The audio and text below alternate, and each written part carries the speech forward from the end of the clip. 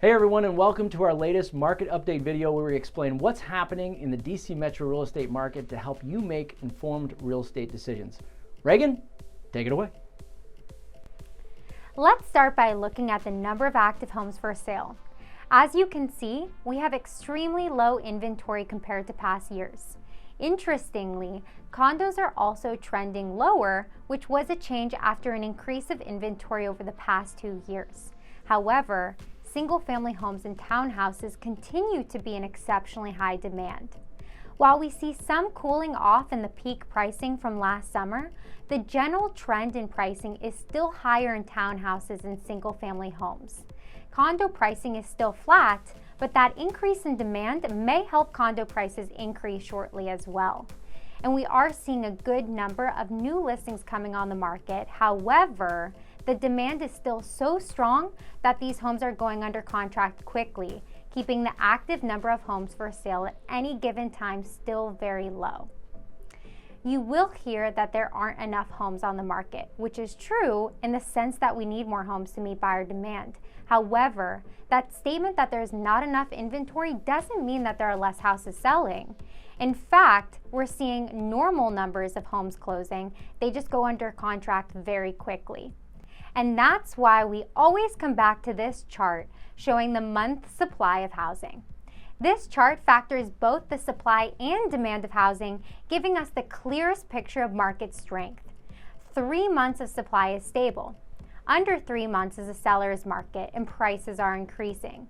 As you can see, we're below 1 month for single families and townhouses and really lower than we have ever been. One area where we are seeing exceptional demand is Loudoun County. Loudoun currently has 6 days of inventory. 6 days!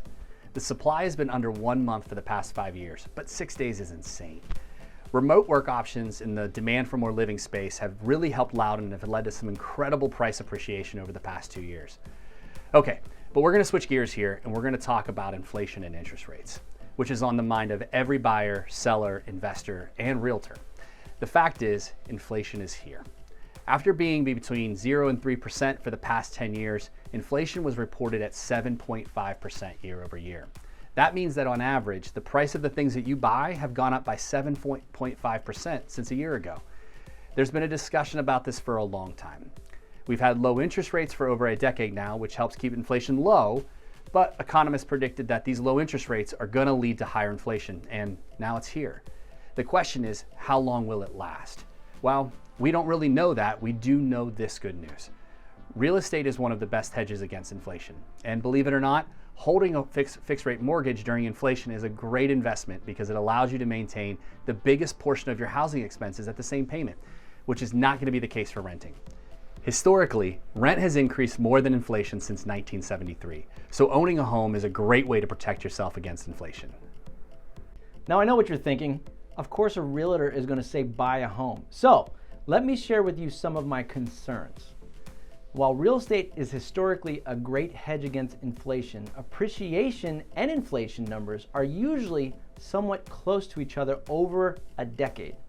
And you can see here that we have seen massive home price appreciation over the past 2 years, but lower inflation. So if they do stay in tandem over time, it would take some significant inflation to catch up with the home price appreciation that we have seen over the past 2 years, or home prices have to fall. Candidly, given the strength of the demand, it would be hard for home prices to fall unless interest rates rise a lot. But I could see prices level off as mortgage rates climb.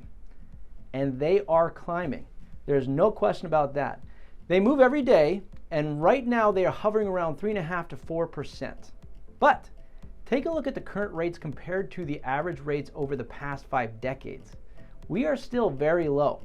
Look at 6, 8, 12% over the past 50 years. Rising interest rates make homes less affordable and should help calm demand. So, what does it all mean? Well, if you are a buyer, the market remains exceptionally competitive. Most homes are selling without any contingencies, meaning once you write that offer, there's really no way out of the offer without losing your escrow deposit. It is now more important than ever to have a seasoned realtor on your side to to guide you through the process and protect your interests. There are things your realtor can help you do ahead of time to give you the best chance to be the winning offer. Prepare yourself for multiple offers though. If you're a seller, it continues to be a great time to sell, and you will be selling for a premium. If you want to get the most money for your home though, we strongly recommend that you get it on the MLS, stage it well, and market it well. Buyers buy emotionally, and then they justify the price logically, right? So you want to get all those emotions going so they pay top dollar. But the rental market's also hot, so maybe you also want to wait and hold on to the home as an investment.